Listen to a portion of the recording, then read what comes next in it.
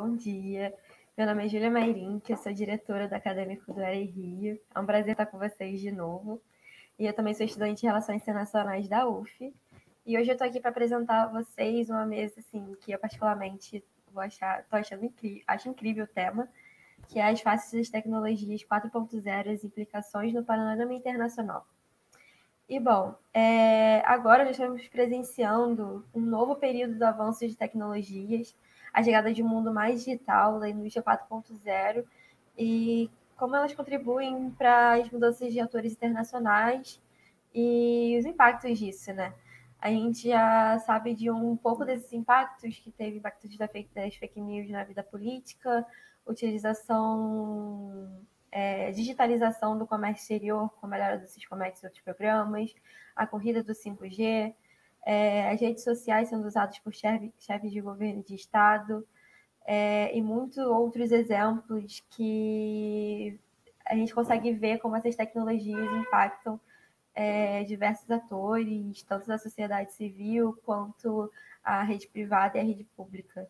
Por isso, nessa mesa, nós vamos discutir o que mais nós podemos esperar dessas novas tecnologias, quais são essas novas tecnologias, o comércio exterior vai ficar mais dinâmico ou será que vai ficar exposto ao comércio desleal?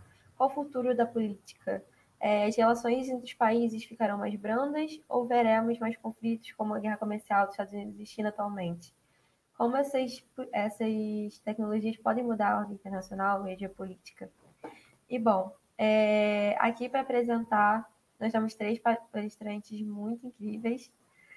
O primeiro é o Christian Perrone, que é pesquisador na Fulbright da Universidade de Georgetown, nos Estados Unidos, doutorando em Direito Internacional e Direito Digital na UERJ, mestre em Direito Internacional na Universidade de Cambridge, Reino Unido, diplomado em Direito Internacional dos Direitos Humanos pelo Instituto Universitário Europeu, na Itália, ex-secretário da Comissão Jurídica Interamericana da OEA, especialista em Direitos Humanos da Comissão Interamericana de Direitos Humanos e da Corte Interamericana de Direitos Humanos.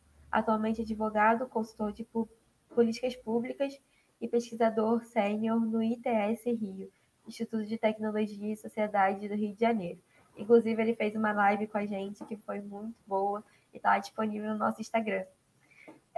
O próximo palestrante é o Sérgio Amadeu da Silveira, é graduado nas Ciências Sociais, mestre e doutor em Ciência Política pela Universidade de São Paulo, é professor associado da Universidade Federal do ABC, é membro do Comitê Científico Deliberativo da Associação Brasileira de Pesquisadores em Sabercultura, integrou o Comitê Gestor da Internet no Brasil, de 2003 a 2005 e depois de 2017 a 2020. Presidiu o Instituto Nacional de Tecnologia da Informação, de 2003 a 2005. Pesquisa as implicações tecnopolíticas dos sistemas e algoritmos, inteligência artificial e ativismo. As relações entre a comunicação e tecnologia, sociedades e controle e privacidade, práticas colaborativas na internet. Autor dos livros Tudo sobre todas as redes digitais, privacidade e vendas de dados pessoais, exclusão digital, a miséria na era da informação, software livre, a luta pela liberdade do conhecimento, entre outros. É pesquisador do CNPq de produtividade em pesquisa.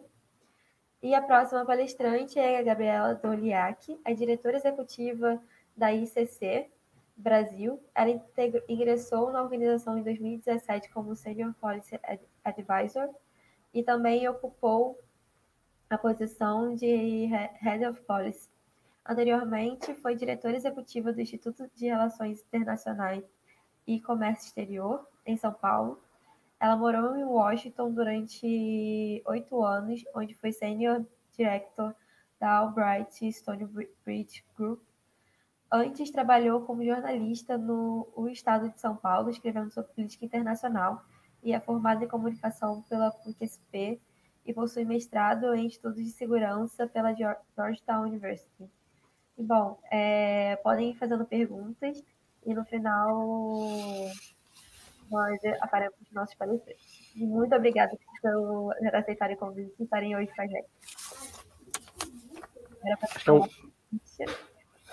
É um grande prazer estar aqui, Júlia, e prazer voltar a conversar com você sobre esses temas tão importantes. Eu acho que quando a gente está falando sobre tecnologia e falando sobre o novo mundo, né, a gente vai entender como é que se dão as mudanças nas relações internacionais do ponto de vista de qual foi o grande câmbio que se deu pelas mudanças tecnológicas que foram surgindo, né? Então é um grande prazer voltar aqui conversar com vocês também sobre esse tema e agora sobre uma outra forma, né, sobre um outro ponto de vista. Eu vou me focar basicamente falando sobre o comércio internacional, né? Eu dei um nomezinho para a minha palestrinha de hoje, né, que seria a nova Rota da Seda e a implicação para o comércio internacional atual. E a ideia é justamente se focar em 2 livros. Eu acho que 2 livros se tornam fundamentais agora para a gente entender as implicações da tecnologia no mundo de hoje. O primeiro livro é a Nova Rota da Seda, ou a Rota da Seda Eletrônica, do professor Anupam Chandler, da Universidade de Georgetown, que eu acho que é fantástico, acho que todas as pessoas deveriam ler esse livro para entender sobre o que aconteceu da década do ano 2000 para a década de 10, né, no mundo da tecnologia e a implicação que isso vai dar para o direito, particularmente para o direito internacional. E outro segundo livro, que é o livro do Jeffrey Sachs, professor da Universidade de Columbia, que ele acabou de lançar agora em julho, que é The Ages of Globalization, as eras da globalização, geografia, tecnologia e instituições, em que também ele vai explicar como é que se deu essa globalização, né? Quais foram as origens, e ele vai focar também num ponto de vista que eu acho super interessante para um economista, é o quanto as tecnologias modificaram e influenciaram a nossa compreensão geral de globalização. Então, a ideia da palestra é dividir em 2 partes. Primeiro falar sobre tecnologia e globalização e focar nesses 2 livros, e depois a segunda parte é realmente focar sobre as implicações dessas modificações tecnológicas para o mundo globalizado, para as relações internacionais como um todo. Então, falando sobre a globalização, normalmente a gente lembra de uma questão de, sei lá, 30, 40, talvez no máximo 50 anos, né? Quando a gente pensa nesse tema, a gente fica pensando nas quebras das cadeias de geração de valor no mundo inteiro, a ideia de transmissões de dados não está ainda próximo, mas já começando a chegar. Nós temos a ideia na situação que nós vivemos hoje, numa situação de pandemia, em que o vírus chega mais rápido, porque a gente tem aviões, a gente tem grandes navegações, a gente tem indústrias espalhadas pelo mundo, nós temos empresas que são mundiais, então é isso que a gente pensa quando a gente pensa em globalização, né? Mas a verdade é que globalização, pelo menos no sentido social da palavra, em que você entende o mundo, se entende como parte de um todo, né? Ele já existe há muito tempo, e já, segundo o Jeffrey Sachs, basicamente é a base da compreensão da humanidade. A humanidade, ela existe porque ela efetivamente se entende como parte de um elemento um todo, de uma globalidade, de sendo basicamente dona desse mundo, né? E eu acho super interessante que ele coloca uma coisa que eu não tinha pensado. Por exemplo, como é que vocês acham que se deu a transmissão de ideias e de instituições no mundo antigo, né? A gente fica pensando, por exemplo, na descoberta do fogo, ou então na descoberta da roda. Tudo isso acabou se desenvolvendo de uma maneira super rápida em todos os territórios do mundo, de alguma forma. A gente tem as grandes migrações também, que acabam englobando o mundo inteiro, né? Não é somente um território, uma parte específica, um lugar específico, né? A gente percebe justamente que houve um aspecto de tomar conta do nosso território, tomar conta do mundo, e de que as instituições e as tecnologias, as técnicas, as descobertas circulavam de alguma forma no mundo inteiro, né? E eu acho que tem 2 aspectos que eu acho super interessantes do livro também, que eu acho que influenciam e nos mostram o quanto a tecnologia tornou a globalização ou modificou as diferentes eras da globalização, né? Por exemplo, como é que você acha que se deu a governança de todo o Império Romano, né? A gente tem uma tecnologia principal que era basicamente o símbolo do Império Romano, né? Até hoje a gente tem uma frase muito comum, né, que a gente diz nos dias de hoje, pelo menos no mundo ocidental, de que todos os caminhos levam a Roma, né? Por quê? Porque a principal tecnologia que a gente vai ter do mundo romano é são duas, né? Um é a militarização, que a gente entende, de ter um exército permanente, né? Em que você tem uma forma de resposta rápida, mas a grande questão é como é que você mantém um império tão grande e mantém esse exército focado numa cidadania romana. Porque você tem uma tecnologia, que são o quê? As linhas de transporte. Então a gente percebe que a ideia de formação de estradas, de caminhos, foi a grande tecnologia que permitiu o funcionamento do Império Romano. Depois a gente passa por uma segunda fase, ou por outras fases, né, de que a tecnologia vai começar a influenciar, mas a gente percebe um elemento simbólico no século X, entre o século X e o século XIV, que é a grande Rota da Seda, né? E aí a gente pode falar de um outro livro que eu acho fantástico, eu acho que todo mundo que estuda relações internacionais deveria ler, que é o livro do Marco Polo, em que eles fazem as rotas dele, saindo de Veneza, saindo da Itália, indo até o reino do Kublai Khan, no outro lado do mundo, digamos assim, no que hoje a gente entende como China, né? Ainda que fosse o Império Mongol na época. E ver toda a passagem pela visão da Rota da Seda inteira. Então a gente percebe que essa rota foi criada também como um elemento tecnológico de criar outros tipos de estrada, para o quê? Para circulação de mercadorias, circulação de produtos. E aí esse é um elemento simbólico de como a gente vai ver o comércio internacional e as instituições que vão se desenvolver com base nessa Rota da Seda, né? A gente pode discutir, por exemplo, os diversos instrumentos negociais que foram desenvolvidos a partir dessa Rota da Seda, né? A gente pode falar dos proto-cheques que a gente tem no dia de hoje, os diversos mecanismos de trocas, os contratos que foram desenvolvidos entre pessoas ausentes, contratos desenvolvidos entre pessoas que estavam levando uma carta de mandatário, por exemplo, que a gente chama hoje de procuração, para fazer compras e trocas. Então, todos esses elementos tecnológicos foram desenvolvidos com base nessa infraestrutura chamada Rota da Seda, ou infraestrutura tecnológica, que é a Rota da Seda. Daí nós temos uma outra visão, que é um passo seguinte, né? Quando a Rota da Seda perdeu o seu aspecto primordial na compreensão de mundo, né, que nós temos aqui, dessa globalização histórica, né, que são as grandes navegações. Quando a Europa passou a se tornar um elemento central na compreensão de mundo globalizado, de mundo de uma, digamos assim, grande humanitas, né, de toda a humanidade em conjunto, né?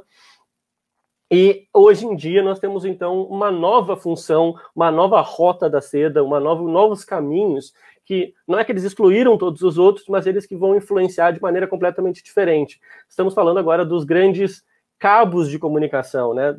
Dos nossos fios transatlânticos que acabam nos unindo agora cada vez mais. Então, de um ponto de vista de globalização, ainda que a gente possa falar do elemento ideológico da globalização, do elemento neoliberal, um elemento sociológico de globalização que começou a se desenvolver a partir dos anos 90, a gente percebe que globalização como um todo, como uma visão social aberta, né, de compreensão da humanidade como um grupo comum que toma posse do ambiente global, de toda a Terra, já existe há muito tempo e já faz parte da estrutura. E o que acaba fazendo esses passos nesse aspecto de globalização são as mudanças tecnológicas. E essas mudanças tecnológicas são parte da nossa infraestrutura, que vão modificar as nossas instituições sociais e instituições também jurídicas, legais, que vão existir a partir disso. E, obviamente, também o comércio como um todo, né? De alguma forma. Então, agora como é que a gente passa para essa parte de pensar qual é a nova Rota da Seda, né? Qual é a Rota da Seda eletrônica?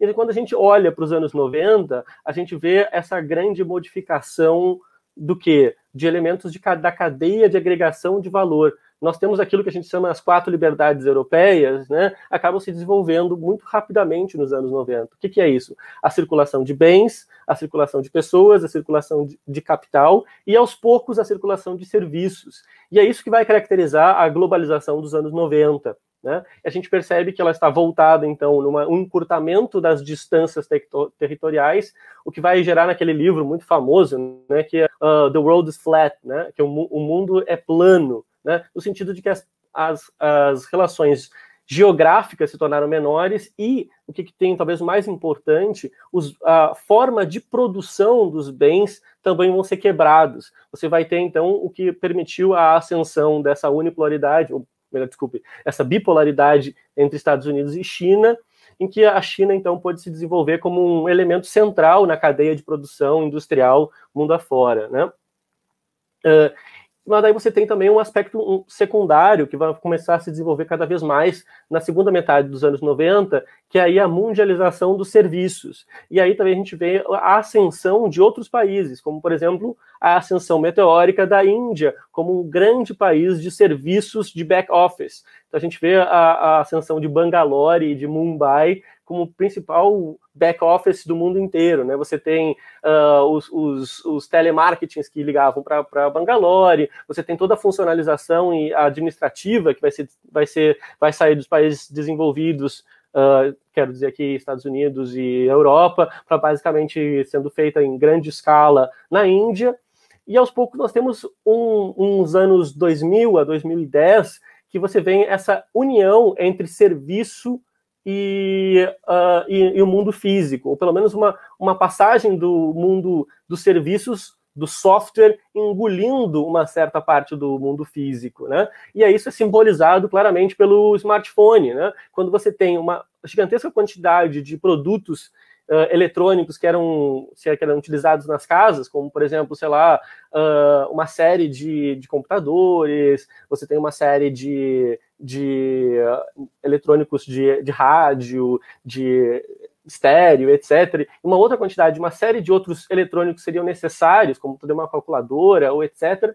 Você passa a ter ele na sua mão num sistema que ele é único, mas tem uma série de softwares, uma série de mundo virtual que vai se tornar, então, a principal marcação de serviços internacionais, né? E aí você tem a simbolização também dos grandes serviços de redes sociais, ou os grandes serviços que você vai encontrar de mensagerias e etc., que você vai encontrar mundo afora, que são muito parecidos, né? Os famosos Google da vida, os famosos Facebook, os famosos Instagram, Twitter e etc., né? São os principais serviços globais que basicamente uma população significativa do mundo acaba se utilizando, né?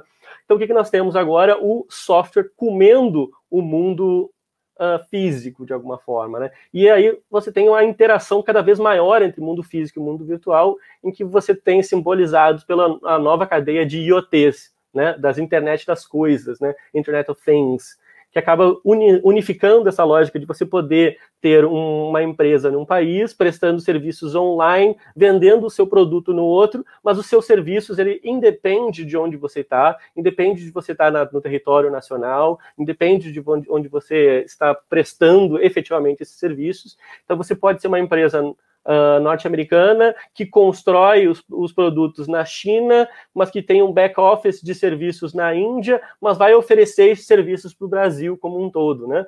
E que talvez pode ser uma outra empresa sul-coreana que vai fazer o transporte marítimo da venda dos produtos em si corpóreos para esse país. E aí, então, mas o que está por trás? Qual é o backbone tecnológico? Assim, qual é a espinha dorsal tecnológica? São, então, os cabos transatlânticos, a internet e a conectividade. Então, temos todo esse aspecto tecnológico que vai modificar todos os elementos relacionais e vai modificar toda a estrutura de comércio. Se a estrutura de comércio era internacional, era focada basicamente na compra e venda de mercadorias, depois, aos poucos ela vai se focar na compra e venda de serviços internacionais. E quais são agora, passando para a minha segunda parte, que ela é um pouco mais curta, quais são as consequências disso para o mundo, para as relações internacionais como um todo? As consequências são que as discussões passaram a não ser mais sobre comércio, não ser mais, mas a foco das discussões do comércio internacional já não vai ser mais compra e venda de produtos, mas sim compra e venda de serviços. E dentro disso, nós temos uma preponderância dos serviços digitais e, particularmente, dos dados. Os dados se tornam, então, agora o grande principal questão das discussões de relações internacionais do comércio internacional. E na prática, qual é a modificação institucional que a gente vai perceber? Você tem que a maior parte dos tratados de livre comércio vão agora começar a englobar também livre comércio digital. A gente percebe isso claramente no Tratado de 2018 entre Estados Unidos, México e Canadá, que incluíram uma parte significativa sobre o comércio digital. Nós temos uma série de contratados bilaterais que também vão se focar nessa questão de comércio digital e, particularmente, vão se focar na questão de proteção de dados, ou melhor, de livre circulação de dados e proteção nacional desses dados. E nós temos também uma série de outros tratados internacionais, como parte do TPP e etc., né? Trans-Pacific Partnership, né? Então a gente tem toda essa modificação institucional que também vai se refletir também na OMC. A discussão, uma das discussões mais importantes da OMC é agora você poder dizer se proteção de dados ela é uma proteção legítima ou ela acaba impedindo a livre circulação de serviços e livre circulação de dados internacionais, né? Isso é uma das grandes discussões que vai estar em sede dessa Organização Mundial do Comércio.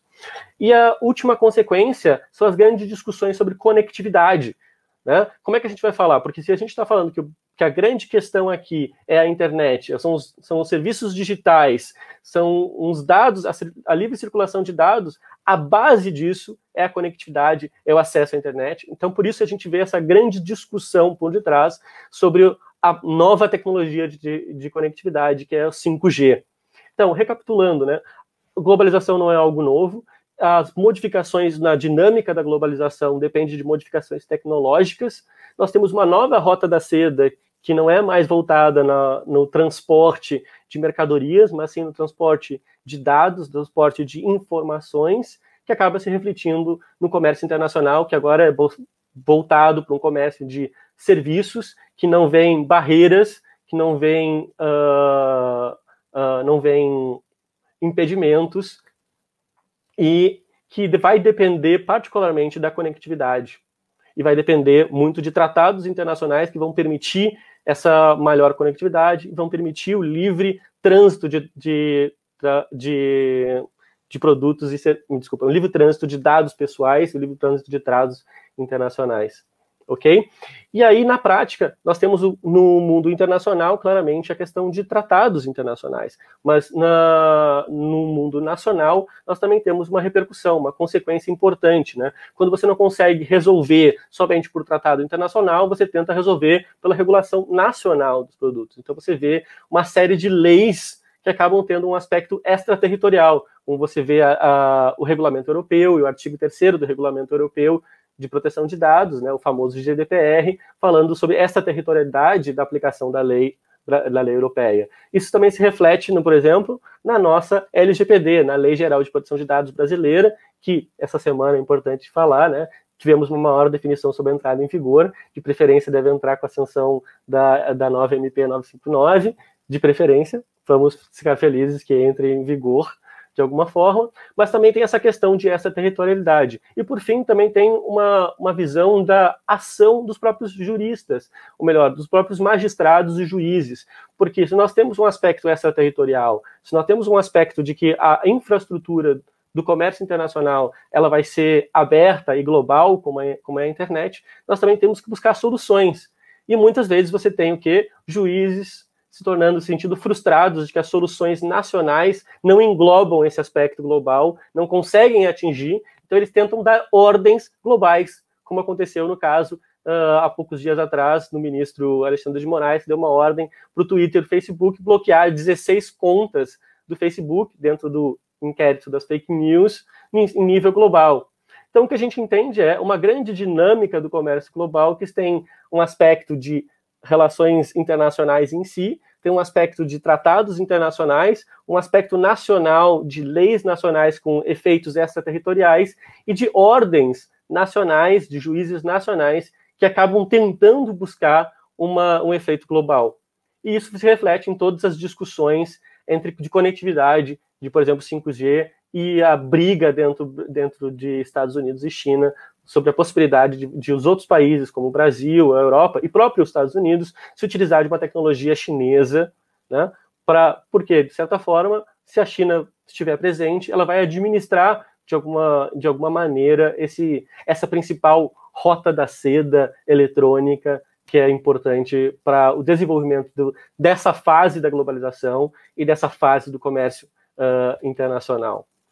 Essas são as primeiras ideias, gostaria depois de ver o que vocês acham, mas essa é um framework para a gente entender a situação de tecnologia, globalização e quais são os impactos nas relações internacionais que nós temos aqui. Obrigado.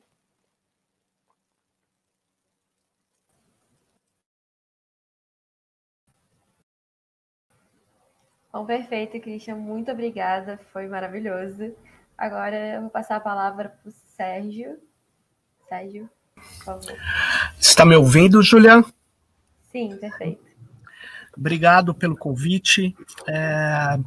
Eu cumprimento também aí o Christian pela excelente, brilhante intervenção. Também agradeço o convite também da Rafaela e cumprimento a Gabriela, que vai falar daqui a pouco. E seguindo essa lógica que o Christian apresentou, eu queria nomear a minha intervenção aqui de neocolonialismo, ou colonialismo de dados, que no contexto geopolítico internacional pode ser uma ferramenta de observação dos fenômenos que será muito importante para você estudar o cenário atual. Eu quero sugerir, depois eu passo para vocês, na verdade, 3 livros, não são especificamente de relações internacionais, mas eles, obviamente, dão uma base para compreender o mundo e as relações entre estados e as relações econômicas que estão se estruturando nesse momento. O primeiro deles é o Costs of Connection, de 2 autores, o Nick Couldry e o Ulisses Merrias, né? Esse livro ele trata de um novo fenômeno colonial, efetivamente, que eu vou abordar daqui a pouco. Um outro é o Platform Capitalism, que é do Nick Arnisek, que mostra como as plataformas são o principal arranjo nessa economia global hoje, do ponto de vista corporativo. E por fim, o livro Platform Society, da pesquisadora holandesa José van Dijk, que mostra a importância dos dados nesse arranjo social planetário hoje, né? Eu queria começar, portanto, dizendo o seguinte, a doutrina ordenadora hoje do capitalismo, que é o sistema econômico que praticamente recobre quase todo o planeta, a doutrina ordenadora desse capitalismo que nós temos hoje é o chamado neoliberalismo. O neoliberalismo, ele efetivamente tem uma diferença muito grande do liberalismo. E aí eu sigo mais o olhar Foucaultiano e o olhar de vários outros autores pós-estruturalistas. O neoliberalismo, ele dá uma primazia absoluta às empresas como a unidade básica da sociedade. Todo incentivo é que você seja uma empresa, você S.A. é a lógica. E a divisão essencial que a doutrina neoliberal coloca na sociedade não é focada simplesmente no indivíduo, é focado na divisão empresas-consumidores. Os consumidores são as antigas famílias do Hayek, né? E a busca permanente pela superioridade na concorrência, onde essa concorrência muitas vezes nem existe em espaços dominados por monopólios e oligopólios. Mas essa doutrina neoliberal gera práticas de governo que são seguidas e passam a ser praticamente verdadeiras orientações, sejam de forças de direita à esquerda no mundo inteiro. Então tem coisas que são efetivamente doutrinárias, que o Estado não deveria fazer, né?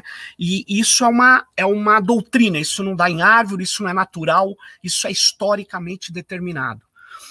E por que eu estou falando do neoliberalismo? Porque o neoliberalismo, ele se relaciona, principalmente a partir do século XXI, se relaciona decisivamente com tecnologias. E aqui eu não estou dizendo que existe uma relação causa e efeito, mas é notória uma correlação. E que correlação é essa? A partir da primeira década do século XXI, o modelo de negócio que passou a ganhar força e se estruturou, a própria pesquisadora Shoshana Zuboff, no livro Capitalismo de Vigilância, né, a era do capitalismo de vigilância, ela mostra que passou a existir uma supremacia de um modelo de negócios baseado em coleta de dados. É óbvio que para isso acontecer foi necessário uma série de alterações tecnológicas que não necessariamente, insisto, nós conseguimos estabelecer relação de causa e efeito, e sim, nós conseguimos estabelecer correlações, que é uma coisa diferente, mas é importante na observação. Então, que correlação é essa?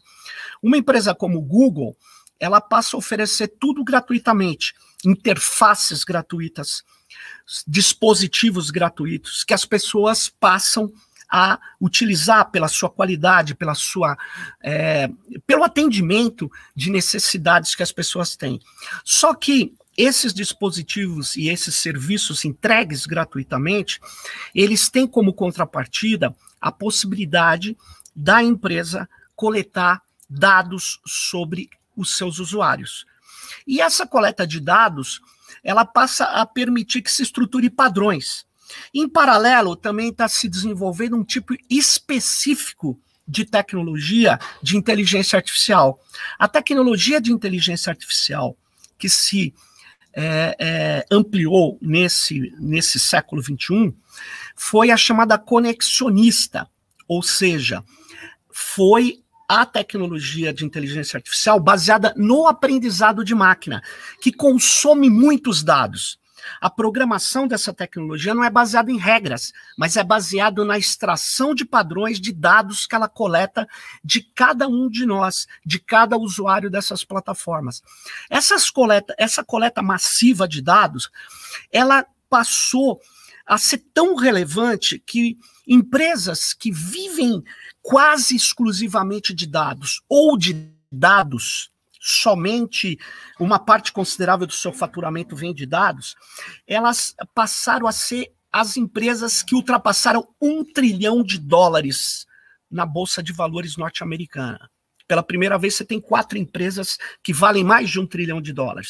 E, curiosamente, ou elas são de dados pessoais, ou elas são de comércio eletrônico que se estrutura com base em dados pessoais. Então, vamos lá. Eu tenho um dado muito preciso, por isso que eu vou falar aqui. Em 2016, somente em 2016, o faturamento de 4 empresas, a Amazon, que tem parte da sua renda vindo de dados pessoais, a Apple, que também tem parte da renda dela de dados pessoais, Facebook e Google, que tem integralmente a renda vinda de dados pessoais, essas 4 empresas, elas faturaram $669 bilhões em 2016. Desculpe, eu errei. É $469 bilhões em 2016. 469. Você fala, bom, e daí? E daí que esse valor, se comparado com o PIB do Brasil do mesmo ano, na mesma moeda, $1,7 trilhão, ele representou 26% do PIB brasileiro, o faturamento só de 4 empresas, que são essas plataformas. Representou 84,6% do PIB da Argentina. Representou 187% do PIB do Chile. E representou 891% o PIB do Uruguai.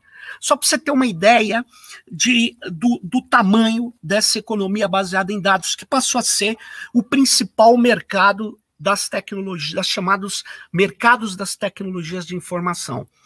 E o que o modelo de negócio baseado em dados ele faz?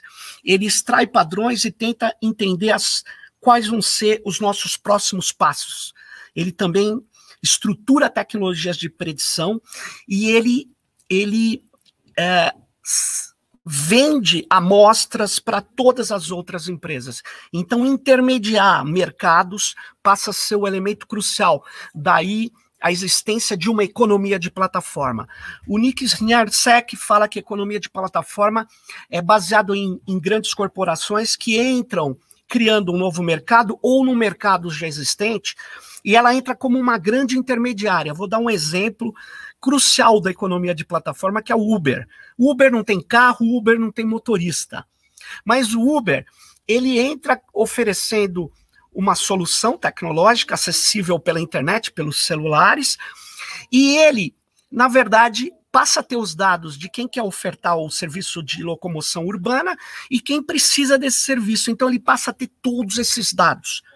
Mas aí você vai me dizer, mas o Uber é uma empresa deficitária? E é. Mas o Uber é deficitário por causa dos grandes investimentos que eles estão fazendo e porque ele tem a maior base de dados de inteligência artificial para embarcar nos carros autônomos que estão por vir, nos carros sem motorista humano, né? Então, o que acontece é que eles estão com uma base riquíssima disso, porque eles sabem cada freada do motorista, eles sabem qual é o comportamento em cada tipo de cidade, em cada tipo de país. Então, veja, o que nós estamos vendo é cada vez mais essas plataformas, elas, como Google, como Facebook, não estou falando só de redes sociais, estou falando da Rolls-Royce, que é hoje, na verdade, não simplesmente uma empresa de motores. A Rolls-Royce é uma plataforma de informações industriais. Ela está intermediando, por exemplo, praticamente toda a aviação, a construção de aviões turbo, de aviões a jato no mundo.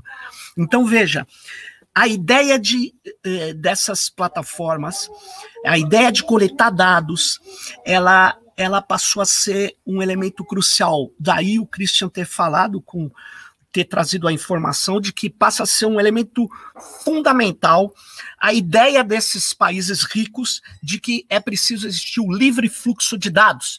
Proibir o livre fluxo de dados é proibir a livre iniciativa, né? Então, você veja, aí vem a seguinte questão.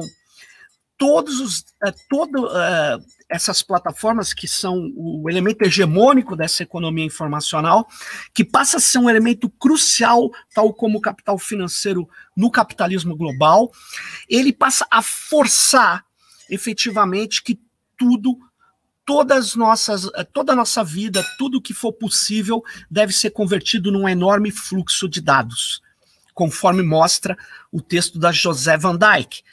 Quer dizer, essa conversão da vida em fluxo de dados, ela é naturalizada, e a gente nem para pensar que dado, para ele existir, ele previamente tem que ter um projeto de coleta, ou de criação. Por exemplo, há 30 anos atrás, você não sabia quantos amigos o Sérgio Amadeu tem. Você sabe agora, porque tem uma rede social e que tem um critério de amigo e que tem alguém que deu um clique lá e disse que é meu amigo ou que eu o autorizei a ser meu amigo. E isso passa a criar métricas que passam a dirigir a publicidade, o marketing e a relação entre empresas e a relação societária também. Então, é muito interessante a gente notar que essa situação de naturalização dos dados, ela vai sendo performativa também, ela vai gerando efeitos, e as pessoas passam a acreditar nisso. Por exemplo, hoje, o que está acontecendo é que grandes grupos da comunicação tradicional, o próprio Globo, ele tem que buscar nas plataformas de relacionamento social, né, tráfego para seus sites, para suas áreas de comunicação, porque essas plataformas dominaram profundamente o relacionamento da comunicação também. E aí que vem essa questão. Se dado passa a ser o elemento, como a revista Time já falou, é o novo petróleo do século XXI, que é uma metáfora interessante, porque ela, de fato, tem o que foi o petróleo para o mundo industrial. Nesse início do século XXI, os dados estão sendo para essa economia tecnológica e informacional. Então, portanto, esses dados, eles são vitais, são elementos de altíssimo valor econômico. E é aí que entra o Couldry e o Merrias.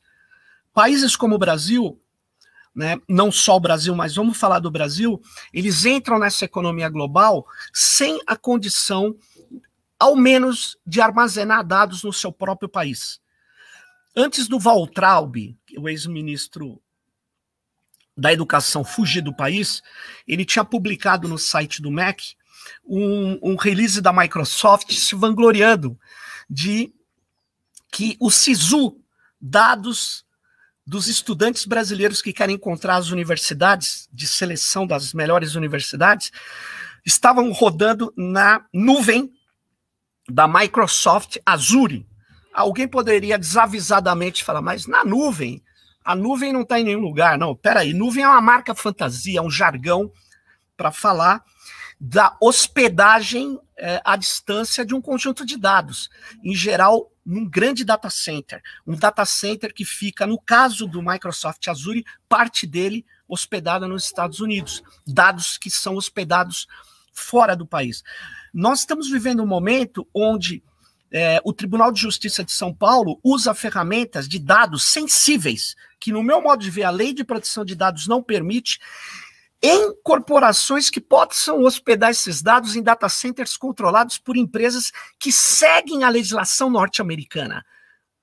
Então, o que nós estamos vivendo é que no mundo onde os dados são o ativo de maior valor econômico, o Nick e o Mehrez dizem, esses países não conseguem nem controlar esses ativos no seu território, porque eles não têm os frameworks melhores de inteligência artificial, é mais caro hospedar no Brasil, e aí a doutrina neoliberal manda utilizar o mais barato, mesmo que o mais barato seja o mais dependente, o que compromete o futuro. Então, é nesse sentido que nós estamos vendo um novo colonialismo, o colonialismo de dados, né? Onde, como na época do colonialismo histórico, nós entregamos matérias-primas e compramos da matriz as matérias processadas. Está acontecendo com uma coisa aqui na América do Sul. A América do Sul tem 2/3 de um metal vital para a tecnologia da informação, para os robôs, para os celulares, para os carros, que se chama lítio. Lítio passou a ser sinônimo até de bateria. Só que aqui não tem uma empresa que faça isso. Argentina, Bolívia e Chile têm 2/3 do lítio do mundo, mas não tem nenhuma empresa de processamento de lítio do ponto de vista de tecnologias avançadas. Então, você veja, quem ia construir uma empresa de lítio era o Evo Morales, que por coincidência foi derrubado. É a única empresa de produzir coisas em vez de só vender o lítio in natura e obter depois. É o que nós estamos fazendo com dados. Nós estamos entregando dados, entregando o uso de inteligência artificial para frameworks lá de fora. Esse elemento, esse controle da inteligência, ele é o elemento crucial onde você tem, para continuar construindo infraestruturas, nós estamos indo para uma outra fase, que é a fase das infraestruturas de conexão. Para continuar a extração de dados, é preciso manter as pessoas conectadas o máximo de tempo. E, portanto, é preciso atingir graus de conexão maiores do que se tem hoje. E nessa toada é que vem a ideia do 5G. Nós não precisamos de 5G. Nós precisamos melhorar a infraestrutura de conectividade, sem dúvida. Mas o que é o 5G? O 5G é transferir muito mais dados do que se transfere hoje. Por outro lado, você tem que ter antenas ou estação rádio base mais próximas do que as de 4G. Portanto, quem dominar uma infraestrutura de 5G vai colocar um grande número de estações rádio base, de estações de conectividade nos territórios. E aí que vem a guerra. Quem está mais avançado nessa tecnologia são os chineses hoje. Isso não quer dizer que eles continuem isso. Porque qual é a estratégia americana? Abandonar a finesse neoliberal, abandonar a ideia de que você tem que usar o que é melhor no mercado e passar a perseguir a empresa Huawei. A Huawei, ela teve a sua vice-presidente presa no Canadá por uma determinação norte-americana, tem um lawfare em curso, tem proibições de empresas como o Google de usar tecnologia chinesa, ou seja, a Inglaterra proibiu porque a China iria espionar os ingleses se estivessem utilizando tecnologias chinesas. Repare, isso pode ser verdade. Tem documentos da Rand Corporation, que é um think tank norte-americano que estuda a segurança estratégica e outras coisas, a Rand tem um texto falando do perigo que é efetivamente usar, né, uma tecnologia, cabos, roteadores dos chineses. Mas eu diria, e dos norte-americanos? Não existe esse perigo? E as denúncias do Snowden? Aí alguém poderia dizer, mas nós somos automaticamente aliados dos americanos. Afinal, o que é bom para os Estados Unidos é bom para o Brasil e por que não para o mundo? Não é bem assim, mas é isso que está em disputa. Na verdade, a disputa é que a China, ela entra utilizando também um modelo de dataficação, de extração de dados. A China, portanto, disputa quase em pé de igualdade com os norte-americanos. Tem a barreira da língua, tem a retaliação, mas o mundo turbulento se estrutura em torno da tecnologia. E eu queria chamar a atenção de uma coisa curiosa entre as várias que eu tive que escolher para falar. Pela primeira vez, uma rede chinesa rompe a barreira da língua e entra no Ocidente muito fortemente. É a rede TikTok. Por isso que o Trump está pensando em proibi-la nos Estados Unidos. E o Biden, se ganhar a eleição, vai alterar muito essa guerra contra a China? Não me parece.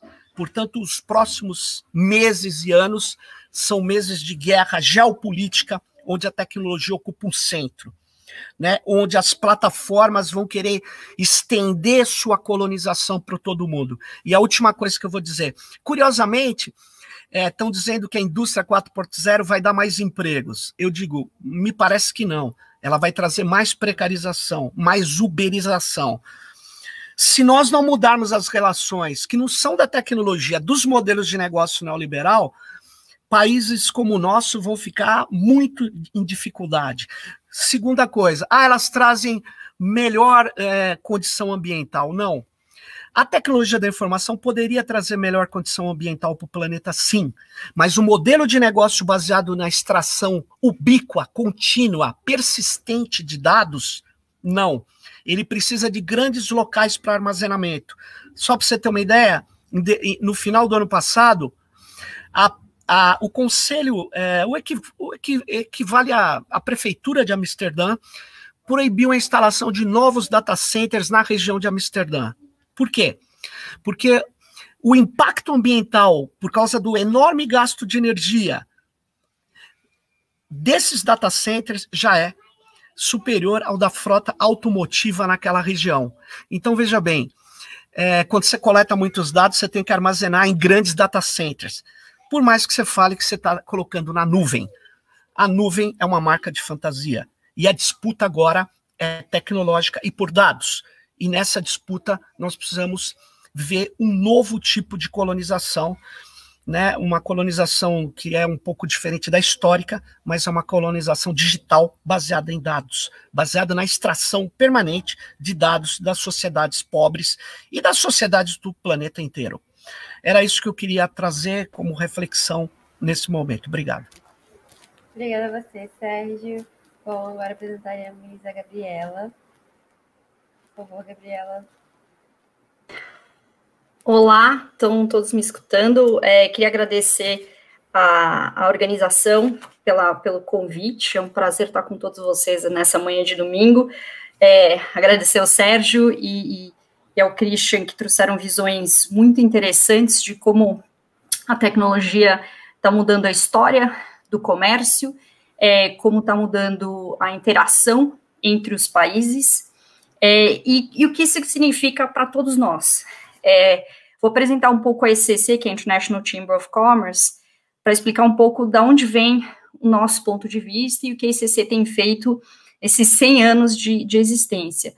A ICC, essencialmente, nasceu no período de entreguerras, completou 100 anos no ano passado, justamente porque o setor privado percebeu que você não pode depender só de governos para fazer negócios e que iniciativas que partem do setor privado, que às vezes não esperam uma regulamentação, são importantes para que o setor privado possa conseguir avançar de uma maneira construtiva. Então, esse há 100 anos vem falando sobre comércio internacional, mas o comércio, eu acho que a gente tem que ampliar a nossa visão do que é o comércio internacional. O comércio internacional, ele é uma constelação de fatores. Então, ele não é apenas a compra e venda de um produto ou de um serviço, mas ele é como você torna esse comércio internacional, você dá maior qualidade para ele. Então, se a gente for pensar o comércio internacional, ele envolve parte de integridade, como você traz maior transparência para as suas transações, como você traz mais inclusão. O comércio é uma ferramenta poderosíssima de inclusão social e econômica. Eu vou falar um pouquinho mais sobre isso e qual o papel da tecnologia dentro dessa visão. Ele é uma ferramenta importante para discussões que a gente vê hoje, que é a questão ambiental. Então, se você fala de comércio, você pode falar hoje de comércio sem falar sobre qual é o impacto desse produto, ou desse serviço, ou dessa operação, como você consegue criar um sistema de comércio internacional mais equitativo, ou seja, que ele seja justo para todos os países em seus diferentes momentos de desenvolvimento econômico. Então, realmente, o comércio ele é uma teia muito grande, complexa, e a tecnologia trouxe uma série de provocações que são importantes. Eu acho que hoje, se a gente for pensar do ponto de vista das empresas e dos países, começa por um grande dilema sobre o que é digital. E essa não é uma resposta simples, ela pode parecer uma resposta simples, mas ela não é. Do ponto de vista de framework internacional, você definir o que é digital. Ele é só essa transação de dados, de informação, como você consegue definir. E isso é importante justamente porque, se a gente for olhar a OMC, Organização Mundial do Comércio, a OMC começou só em 2018 uma discussão mais séria sobre um acordo de comércio eletrônico. E o comércio eletrônico já faz parte do comércio internacional faz tempo. Então, essa é uma dificuldade grande que os países, as empresas, os especialistas têm de definir o que é e como ele vai ser regulamentado, regrado no bom sentido, para que você tenha as regras claras, para que você não tenha abuso, para que todos possam participar dessas transações. Eu vou falar um pouquinho sobre o acordo da OMC, o Christian chegou a tocar um pouco, mas eu acho importante para dar um background de como esse é um assunto que ainda a gente está no começo da discussão, a gente não entende todas as consequências e todos os lados, o lado positivo e o lado negativo que isso vai trazer. Na OMC, a questão do comércio eletrônico vem desde os anos 90, e ela sempre foi vista como uma discussão apenas de países ricos. Então, você tinha um contingente grande de países que queriam que essa discussão ficasse de lado e que se focasse em assuntos como questões agrícolas, enfim. Mas chegou um ponto, e isso foi na ministerial da OMC de 2017, em Buenos Aires, quando os países perceberam que já tinha passado da hora de que se isso fosse discutido de um contexto mais amplo e mais global. Então, um grupo de 70 países, se eu não me engano, fez uma declaração muito simples, se vocês forem procurar, essencialmente dizendo comércio eletrônico é importante, a OMC precisa discutir, e daí saiu o grupo do JSI para a discussão de um possível acordo plurilateral, ou seja, não é multilateral, é plurilateral, que é voluntário, quem quiser participar, participa, de comércio eletrônico. Isso já começou, tem grupos de trabalhos que estão discutindo, quando você vê o escopo dessa discussão, fica claro como a parte digital, o comércio eletrônico, ele tem uma série de facetas, são inúmeras, você realmente tem muitos assuntos técnicos que têm que ser discutidos. Uma das coisas positivas que a gente tem visto na discussão desse acordo é que os países africanos, que eram os países que tinham maior resistência, tem passado a integrar mais a discussão, e isso é importante porque a tecnologia, ela não pode ser mais um fator de divisão entre países ricos e pobres. O ideal da tecnologia é que ela seja um aproximador e uma ferramenta que ajude países em desenvolvimento, países mais pobres, a se desenvolverem de maneira mais rápida. Então, esse acordo da OMC, ele vai ser importante porque ele vai ajudar que os países, e aí por tabela as empresas, enfim, ajudem a pensar de maneira mais ampla tudo que tem, todos os impactos das tecnologias do mundo digital, e eles são muito amplos. Como então isso a gente traduz para o que as empresas vivem hoje? Eu acho que a gente pode partir do princípio que a tecnologia ela é positiva. Então, vamos partir de uma visão de que a tecnologia agrega à sociedade, às empresas e aos países. Para as empresas, o que significa a tecnologia hoje? Ela significa, uma capacidade de produtividade e maior competitividade, ou seja, você é capaz de produzir um produto de maneira mais barata e, por tabela, isso traz para o consumidor um produto mais acessível, mais sofisticado, traz para as empresas ou para o próprio país muito mais competitividade entre as empresas, então você cada vez mais vai ter as empresas uma competindo com a outra, que produto melhor eu posso oferecer. Então, isso, de uma maneira mais simples, é muito positivo. Isso significou, e o Christian trouxe um pouco isso na fala dele, dessa mudança, né, da rota da seda, do transporte de mercadorias, porque a tecnologia trouxe para as empresas uma globalização muito mais extensa. Então, não é só eu posso vender aqui do Brasil para a Europa, enfim, com mais facilidade, mas é também o produto que é fabricado hoje, ele não é fabricado só em um país, ele é fabricado em vários países. Isso tem elementos positivos e negativos.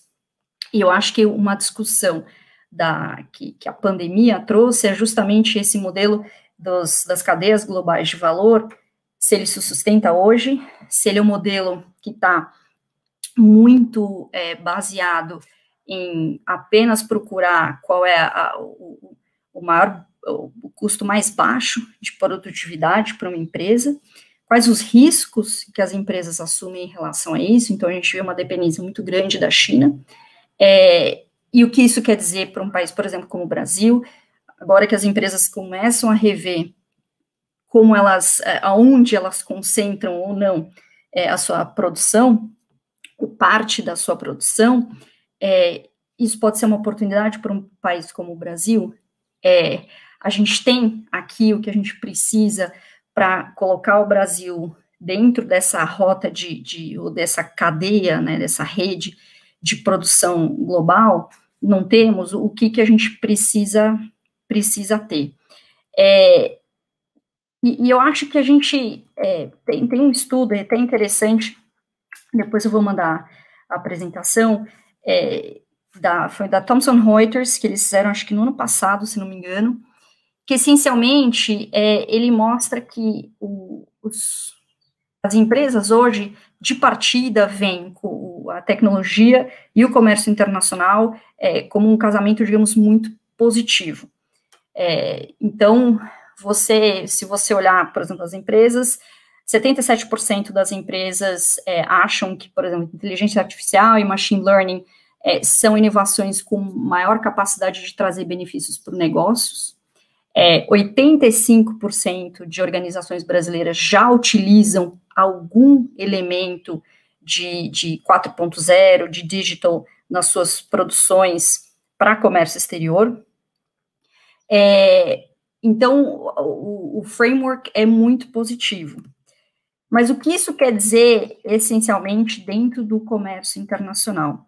E aí, a OCDE tem um relatório muito interessante também, que ele mostra que quanto mais conectividade os países têm, as empresas têm. Então, por exemplo, se você traz 10% a mais de conectividade, isso quer dizer que você pode ter um ganho em comércio bilateral de 2% em vendas de bens. Se a gente olha a questão de serviços, que foi algo que o Christian também trouxe muito bem, tem um aumento de 3%. Então, a tecnologia, ela tem, sim, uma capacidade muito grande de potencializar e de ampliar essa questão de trade e de negócios. Mas como tudo que a gente tem hoje, isso pode ser, tem um começo positivo, mas a verdade é que a gente ainda tem muitas consequências e impactos da tecnologia que a gente não entende 100%. E eu acho que fóruns como esse são importantes para se discutir o que funciona até agora, o que não funciona, o que a gente ainda tem uma grande ponto de interrogação e que a gente vai precisar ter um pouquinho mais de experiência sobre isso para saber como regular da melhor maneira. Você não quer inibir as tecnologias, mas você também tem que estar consciente de que elas podem ter impactos que são negativos a longo prazo. Então, é um pouco a galinha e o ovo de como você equilibra o melhor momento de avaliar como regular, de um ponto de vista positivo, as tecnologias. Eu acho que se a gente for olhar quais são as grandes questões para as empresas, para o mundo de negócios, para o setor privado, das tecnologias, dessa digitização, e aí se a gente olhar um país como o Brasil, então a gente quer ser cada vez mais integrado, a gente quer cada vez ser mais competitivo, a gente quer ser cada vez mais moderno no que a gente faz por aqui. O que a gente ainda está correndo um pouco atrás e o que a gente precisa melhorar? Um deles é essa baixa capacitação da força de trabalho. Eu acho que o Sérgio trouxe um pouco isso, de se a tecnologia ela vai criar emprego ou tirar emprego. Isso é uma grande discussão. Eu acho que você vê, por exemplo, grande parte de insatisfações sociais hoje que você tem são de partes da população econômica que viram as suas indústrias ficarem obsoletas e que simplesmente sentiram que eles foram atropelados pela tecnologia, enfim, pelo progresso, e qual é o novo papel deles, como eles se encaixam. Então, essa requalificação, essa capacitação da força de trabalho, ela vai se tornar cada vez mais importante. E isso não é só uma questão de a faculdade ou curso técnico. Isso, na verdade, passa por um requerimento muito mais básico de educação fundamental. E essa nova maneira de pensar, de você interagir de maneira dentro do trabalho, ela está deixando cada vez mais clara uma falha grande que o Brasil tem no seu sistema educacional de base. As pessoas saem da escola sem saber pensar, sem saber raciocinar, sem saber fazer o básico de pensamento lógico, de matemática, de entendimento de texto. E isso vai agravando a capacidade da mão de obra brasileira de se capacitar cada vez mais dentro dessas novas tecnologias. A CNI fez um estudo interessante no ano passado, que metade das empresas brasileiras já dizem que eles têm um problema sério com qualificação de mão de obra. Se você for pegar do ponto de vista de operações, passa para 98% das empresas. Então, praticamente todas as empresas brasileiras já sabem que a gente tem um grande problema de qualificação, de capacitação. Então, não adianta a gente pensar, vamos adotar as tecnologias mais avançadas, mas como é que a gente traz a mão de obra brasileira para ser capaz de entregar isso? Então, acho que isso é um ponto importante, e eu acho que isso é algo que tem que ser discutido, obviamente, pelo governo, mas o setor privado também precisa trazer quais soluções que eles têm para oferecer. Eu acho que um outro ponto que o Sérgio acabou falando bastante é a questão de segurança de dados, o Christian também falou, segurança cibernética. Quanto mais conectado você está, mais vulnerável você está a ataques, digamos, o novo cyberterrorism, que é algo que a gente deve começar a ver de maneira muito mais expressiva, à medida que hoje está tudo conectado. O Brasil está preparado para isso? Não, a resposta mais rápida é não. A ONU lançou um índice global de cibersegurança. O Brasil está na 70ª posição, atrás de países que, do ponto de vista, talvez, de PIB, enfim, estão muito atrás do Brasil. Então, a gente está atrasado do ponto de vista de framework regulatório de cibersegurança. A gente tem dado passos positivos, foi lançada uma Estratégia Nacional de Segurança Cibernética, dentro disso tem toda a parte de segurança de dados, mas tem que ir muito além disso. Então, o Brasil tem que pensar, do ponto de vista de práticas internacionais, a gente está trazendo para cá o que tem de mais avançado, o que tem de mais sofisticado em termos de segurança cibernética? Sim ou não? E acho que é uma discussão que o Brasil precisa acelerar se a gente quer que o Brasil seja parte dessa rede global. E aí a gente falou um pouco, o Sérgio trouxe um pouco isso, essa questão da tecnologia ser mais um fator de exclusão, né, de você falar, os que têm a tecnologia, os países ricos, e os que não têm, ficarem cada vez mais para trás, porque é difícil você chegar e pular esse gap grande que você vai criando. Eu acho que se a gente olhar a tecnologia do ponto de vista imediato de inclusão, ela traz benefícios muito grandes. Então, a gente olha a parte, por exemplo, do celular, do smartphone. Hoje, a maior parte das pessoas tem um smartphone, mesmo em países mais pobres, na África, você vê que essa é uma ferramenta que todos têm. Então, você trouxe um acesso à internet ali na ponta do dedo. Isso trouxe, por exemplo, uma bancarização, se a gente for pensar da parte de inclusão financeira. A bancarização, ela é importantíssima, porque você traz para dentro de uma estrutura financeira que te dá acesso a crédito, que te dá acesso a um monte de coisas, uma população que às vezes tinha que esperar literalmente a agência física do banco chegar para eles poderem ter uma conta, para eles poderem ter um cartão de crédito, para eles poderem ter cartão de débito, fazerem operações que, se eles não estão num banco, eles não teriam. E óbvio que, do ponto de vista de instituições financeiras, dependendo de onde você está geograficamente, talvez não faça tanto sentido econômico, eles não vejam muito interesse em investir em certas regiões. Então, essa bancarização, ela é super importante. A parte de e-commerce, se a gente for pensar, ela traz inclusão de uma maneira muito imediata. Então, você, sentado na tua casa, se antes você dependia de ter uma loja física para vender, você consegue ter uma plataforma digital onde você consegue se integrar. Acho que essa pandemia, das poucas coisas positivas que ela tem trazido, é justamente o fato de que lojas físicas que antes teriam simplesmente falido, e muitas infelizmente faliram, as que conseguiram criar uma plataforma digital, criar essa conectividade, estão conseguindo sobreviver e estão achando um novo mundo, né? Então, não é só aqui eu consigo vender dentro do Brasil, mas quem sabe, daqui a pouco, eu posso vender para fora. Então, ela é uma ferramenta de inclusão econômica importante. Agora, quando a gente passa para elementos mais sofisticados da tecnologia,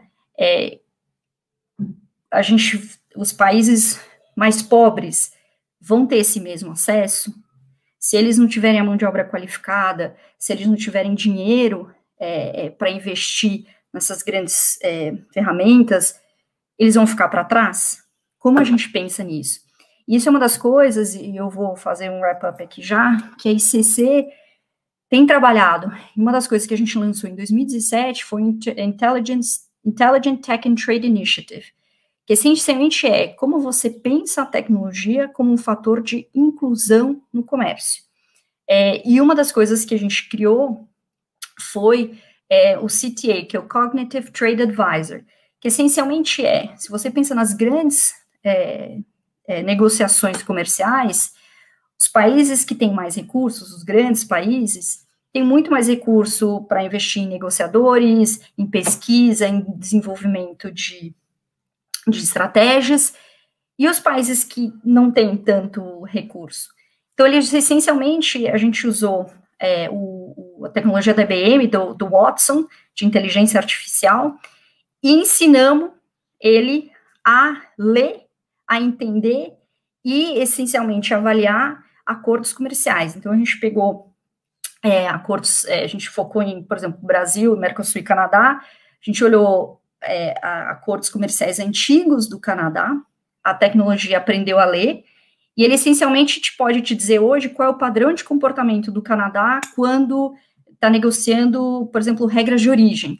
Então, se você é um negociador, você não precisa olhar todo o histórico e ler, você consegue, em poucos segundos que ele lê todas aquelas centenas, milhares de páginas de acordos, ele consegue te dizer, é assim, esse é o perfil negociador do Canadá, é assim que ele negociou com isso, e você ganha uma série de, uma inteligência negociadora que é muito importante.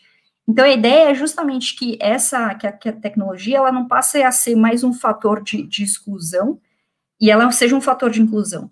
Mas isso vai depender muito de quanto a gente discutir, e da gente não perder de vista os benefícios que a tecnologia traz, mas também não perder de vista os potenciais desafios e perigos que ela pode trazer indo para frente.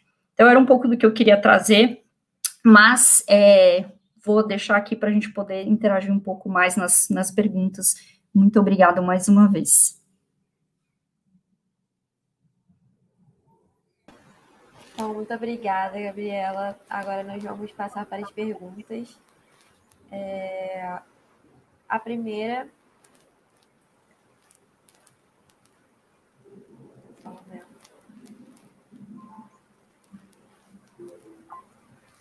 Bom, a primeira, acho que é um pouco mais voltado para a Gabriela, mas se quiser arriscar também, fica à vontade. O Fábio Henrique Saldanha de Souza pergunta: a OMC hoje consegue atender as demandas globais nas exportações, produtos e serviços, ou está se tornando um entrave diante das relações multilaterais? E essas tecnologias, elas podem impactar o modelo e o foco da importação e exportação que temos hoje? A outra pergunta, que eu já faço logo as três e os senhores vão desenvolvendo,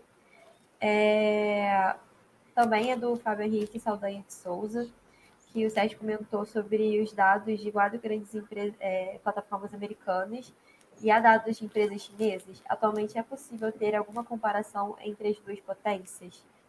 E uma outra pergunta é sobre as discussões sobre proteção de dados entre nações, embora recente, tem impedido as transações econômicas entre os países? Bom, fique à vontade. Para nós três, né, Júlia? Sim. Eu vou responder a do Fábio, que eu acho que talvez esteja um pouco mais no que a ICC faz. Fábio, é excelente pergunta. Eu acho que, do ponto de vista geral, macro, a ICC é um mecanismo importante para estruturar o comércio internacional. Porque justamente você tem uma entidade que equilibra as forças econômicas, ou deveria equilibrar. Então, se você é um país menor, você não vai ficar à mercê só de quem tem mais poder econômico. Então, acho que essa é a ideia da OMC, que é um even playing field para todo mundo. Mas hoje não há dúvidas de que a OMC não conseguiu se modernizar para refletir o que é o comércio internacional hoje. Então, justamente, você falar de comércio internacional e a OMC não ter uma definição de comércio eletrônico, não ter um acordo de comércio eletrônico, qual é a taxação global para comércio eletrônico, todas essas perguntas estão longe de ser respondidas ainda. Então, eu acho que a resposta mais simples é a OMC é necessária, mas ela precisa passar por reformas para se modernizar. A pauta dela precisa ser modernizada. Então, a gente enfrenta hoje desafios que há 50 anos, 40 anos, 30 anos a gente não tinha. E como essa organização vai refletir isso? Eu acho que falar um ponto que acho que talvez seja importante para a gente parar para pensar, a questão ambiental. A ICC teve uma conversa com o Roberto Azevedo recentemente, ele foi muito categórico. Hoje você não vai poder falar de comércio internacional se você não falar de questões ambientais. Então, ou seja, dentro dessa grande discussão, práticas ambientais vão se tornar cada vez mais importantes. E qual é o papel da tecnologia, por exemplo, disso? Isso eu confesso que eu discordo um pouco do Sérgio. Eu acho que, claro, a produção tecnológica, ela tem um impacto ambiental e isso precisa ser sempre reconhecido e entendido. Então, não é só porque é uma tecnologia que já de cara é positiva, como você chegou nessa tecnologia, mas a verdade é que a tecnologia pode ter um impacto muito grande na rastreabilidade de produtos. Então, como você sabe que aquele produto que você está comprando, você é um país, eu vou comprar do Brasil, eu tenho um receio de que esse produto foi produzido na Amazônia. Como você consegue usar a tecnologia para demonstrar qual que foi a jornada ambiental daquele produto? Você tem tecnologias que podem te ajudar a fazer isso. Então, sempre um pró e contra que você precisa estar ciente e aprender a discutir.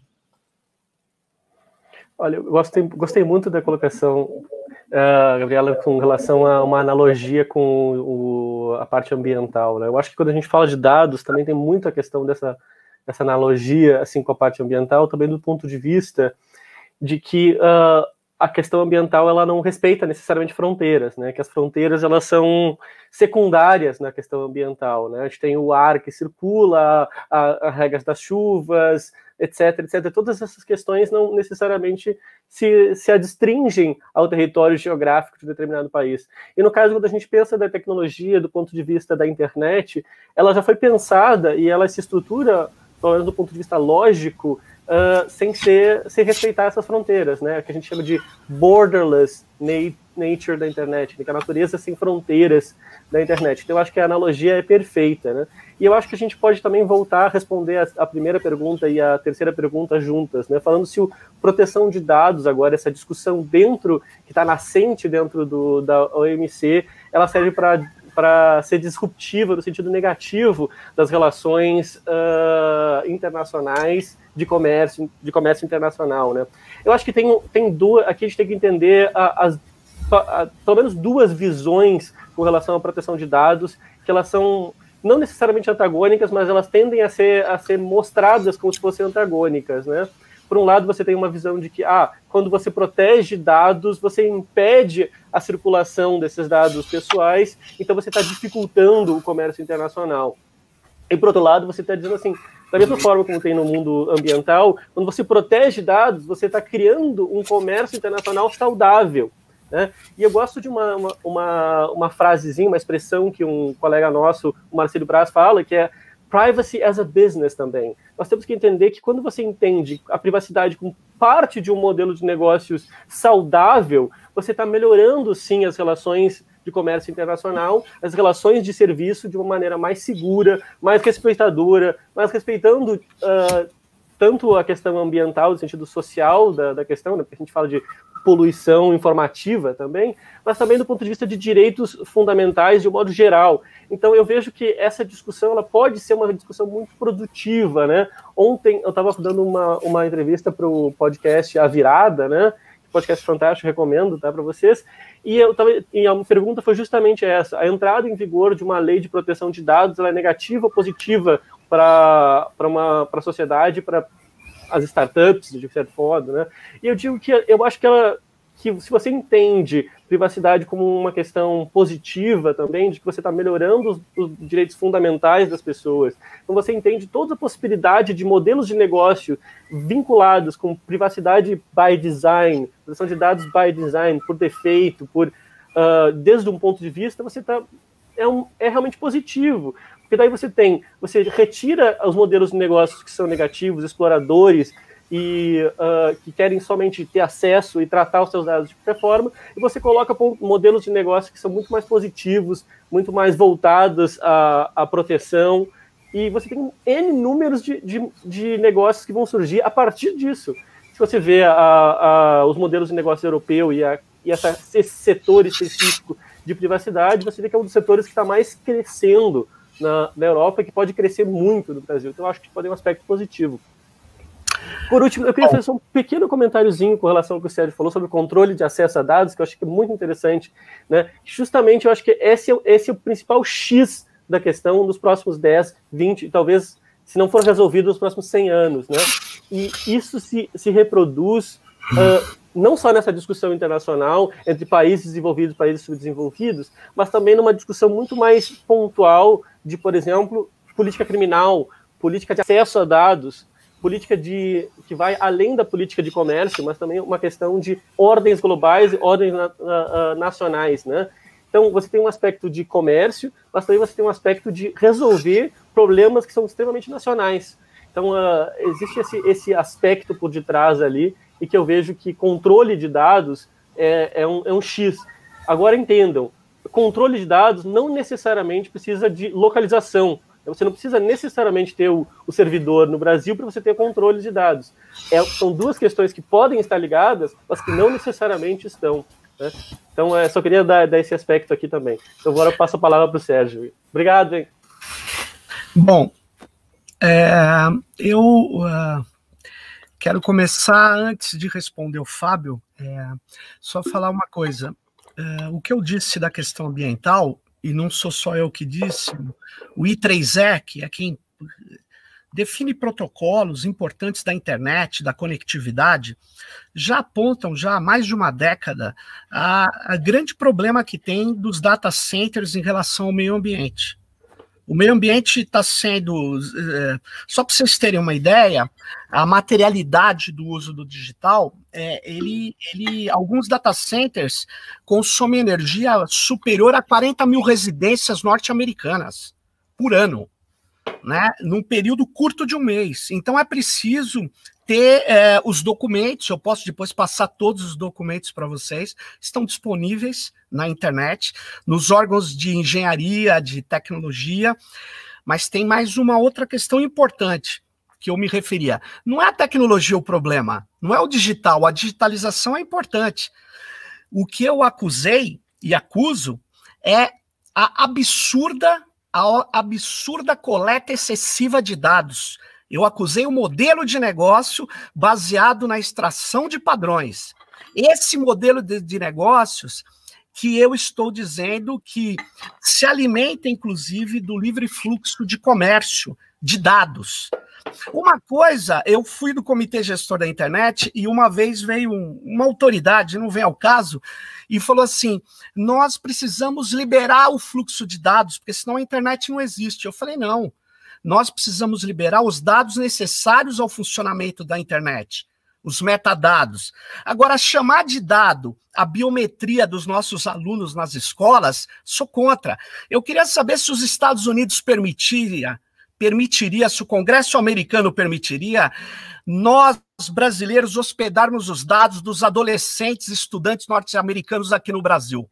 Queria saber se isso fosse possível. Queria saber se a Alemanha permitiria, se a China permitiria, se a França permitiria. Por sinal, o documento básico de inteligência artificial da França, que está disponível, que é escrito por um matemático francês, o Cédric Villani, que é um deputado também, ele diz assim, a França está se tornando uma cibercolônia. E aí eu falo para vocês, por quê? Por causa da coleta de dados.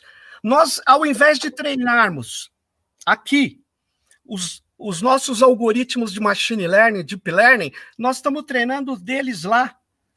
Então, eu tenho esse ponto, que é um ponto que a gente precisa separar para um debate mais profundo, que eu concordo com a Gabriela, são temas muito novos, a gente precisa avançar.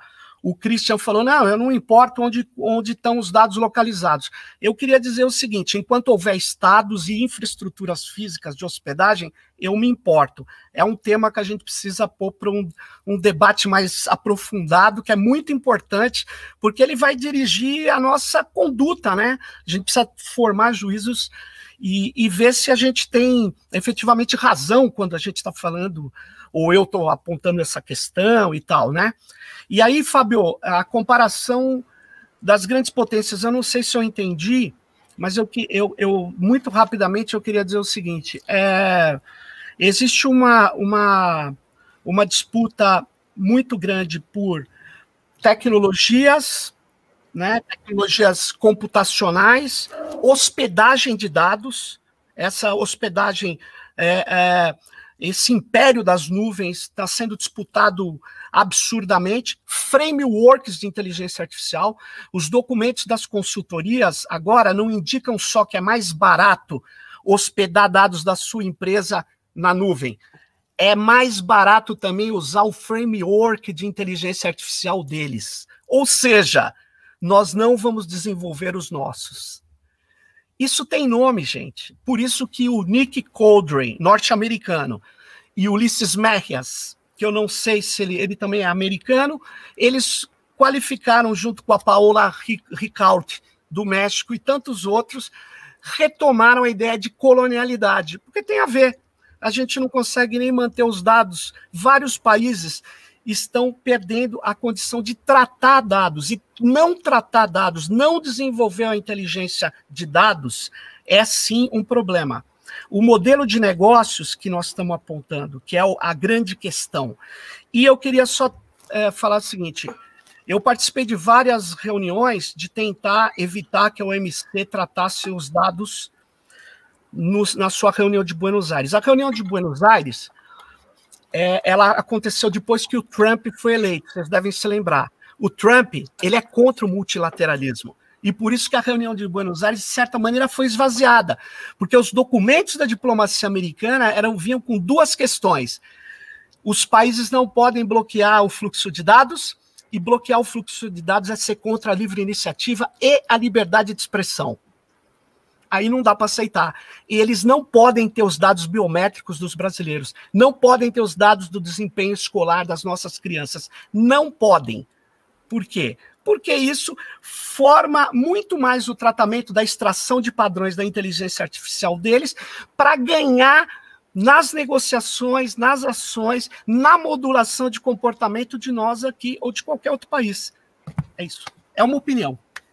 Bom, perfeito. Muito obrigada. Posso só pegar uma partezinha só para clarear, que eu não acho que não importe a localização dos dados, eu só acho que são duas questões que são diferentes, né? A localização e o controle deles, né?